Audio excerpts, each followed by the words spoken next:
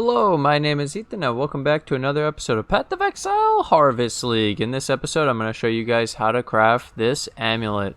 This is a +1 to all intelligence skill gems, +1 to level of all physical skill gems. It's a cross between Hunter, Warlord amulets.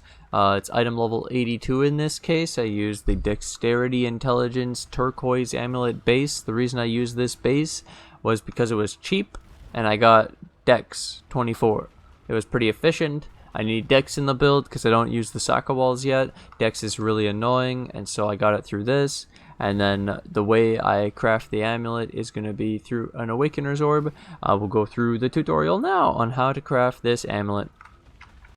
Alright, now to get you started into the actual crafting part of the video, so you need to buy some items. What are you going to buy? Well, an amulet. You need 2 amulets, item level 82. One of them has to be a hunter, one has to be a warlord. I'm going to start with the hunter. I'll go over the warlord after. So hunter, you would buy hunter 82 amulet. If you want this to be the main base, it has to come with the dex well, you should get it with the dex implicit. If you don't want it to be the main base, so you want to destroy the hunter and add it to the warlord and make the warlord the base that you keep, then you can do it to the warlord after. But I'll show for hunter first. Search 85, 90, 90, 90 if you want the dex space. If you don't care about the dex space and you're going to destroy this one and add it to the other one, it's 70, 75, 79, 80, 80, 80, 80, 80, 80, 80. There you go. So this is how you get the hunter amulet, and now you roll this with alterations until you get +1 intelligence skill gems.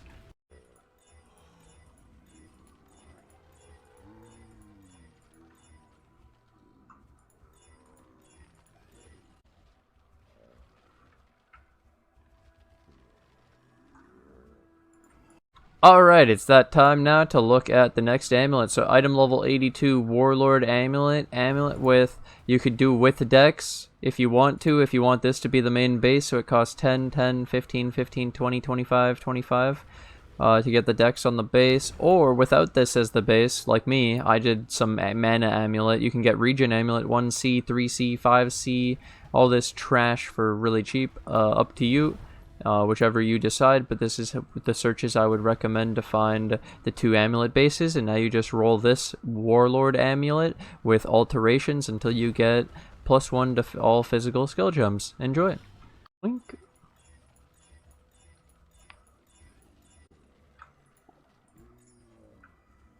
Then you come on to trade and you search for an Awakener's Orb. You buy this and it literally tells, well, it's 2.8, 2.9, 3x, something like that. This is what I paid pretty much. But it says destroy the first item, applying its influence, and the mod from the influence.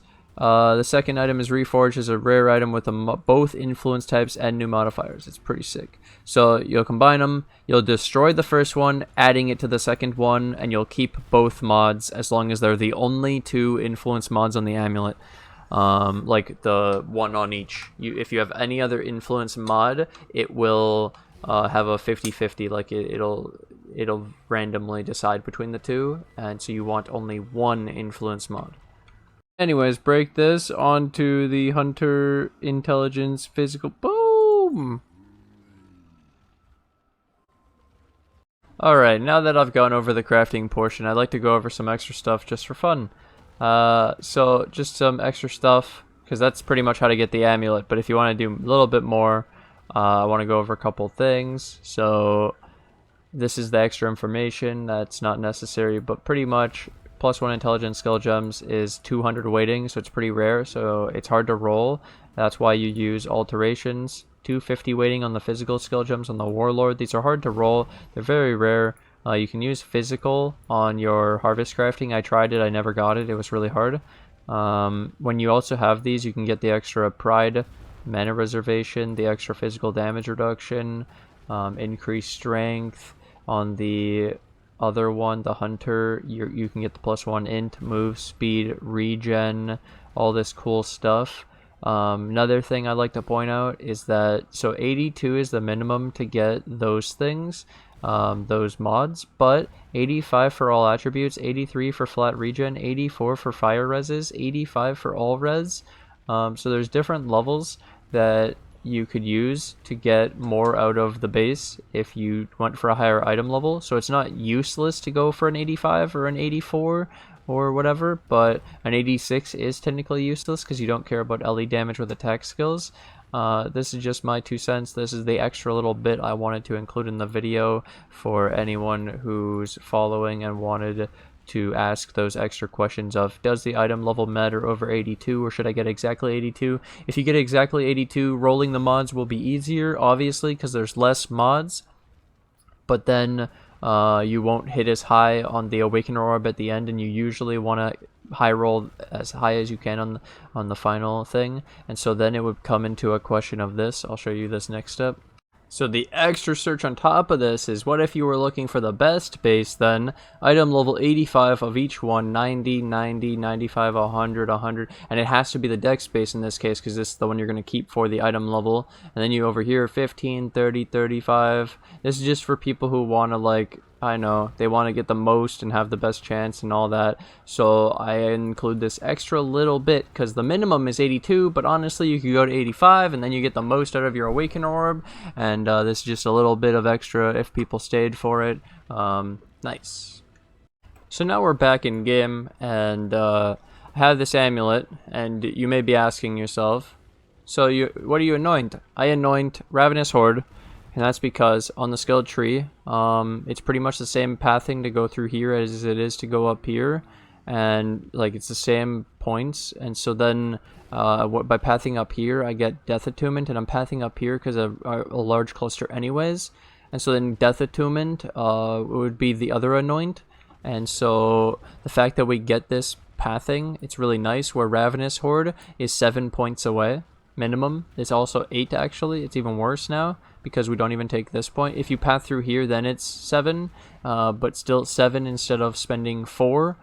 So we save points by allocating or anointing Ravenous Horde, especially now that you can't use the medium Thread of Hope to reach it all and all that shit. But either way, I anoint the Ravenous Horde, and then also, I had crafted originally, I didn't craft anything, I just left it open, the extra suffix, but I finally unveiled 1 minimum endurance charge. So for 1 Divine Orb, I get to craft an endurance charge as a suffix on my amulet and my rings after. So when I get life rings and I don't need the extra suffix, I mean I can get an extra suffix craft, then I'm gonna have 3 endurance charges, and that'll add to the physical damage reduction. We also, this morning I upgraded my Chaos Golem to 21, 23, so now he gets 5% physical damage reduction because he's level 22 from the +1 int from the Ami, and so my defense 83%. When I go near enemies, the Lunaris will give me 91. We're a tank. So yeah, we gotta pull out the CI, get the 90% LE reses. Like this is kind of hilarious, dude. We've really done some great stuff here. Yeah, this Ami, so another side thing is now to talk about what I would do with the Ami once you roll it with the Awakener. So I talked about that you can craft life or you could craft the suffix minimum endurance charge, right? Depends what you have open. Also, now that I have this stuff, so let's look at it. I have Armour. I'm actually going to pull up a page again. One sec. Alright, so now on the website PoEDB under Amulet, you can see that we had Armour. Increased armor, 2%. It's literally the worst roll possible. And it's a defense. Okay, keep this in mind. Keep this in mind. Another one was this weird chaos thing.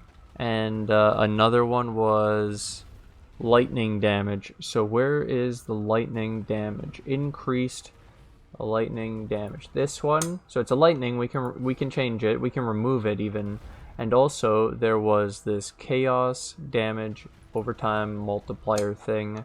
Chaos Overtime Multiplier. Let's take a look. I'm gonna guess... Where the fuck? What's it under? Let me take a look in game. It's of the hunt. It's a hunter mod. This one... Yeah, so this is a chaos, so we can also change this too. So this is my idea. We have this thing called harvest crafting, and you can do targeted crafting to target these things: chaos, lightning, armor. And so whatever you do with your awakener orb, you can then mess with the final result, and you won't mess with the intelligence because it's nothing. You can't touch it with harvest crafting. And Warlord is a physical, so just don't remove physical and you're good. Wow, that's broken, Ethan. True. And then what could you do? I don't know. Add mana. I don't know if that's possible. If you add physical, let's go for the ones we want. Let's look at the things we want. Yeah. Move speed. You could do speed, regen, percent of life with life. You could do a life to get life. Then you have to go through the normal mods here, where you have life, mana, ES with defense. You could reroll the defense to ES instead of armor. You have armor, you have evasion rating, increased ES. How much? 22%. You can actually craft that to like 20% at the end if you wanted to. But yeah, this is what I wanted to go over the extra little bit. You can roll the reses type, life regen, crit, ew. But yeah, this was extra little bit of how to take your item to god tier after you make an awaken orb Ami. I figured why not throw in this extra little spice of letting people upgrade their Ami, let them know how to use harvest crafting, because it's the League, by the way. Alright, thank you guys for watching, thanks for hanging out, thank you guys for all the support. I can't do this without you guys. Thank you for hanging out, I hope this could be helpful. Thank you to anyone new who joins the Patreon or the YouTube members, and I'll see you guys in the next episode. Bye!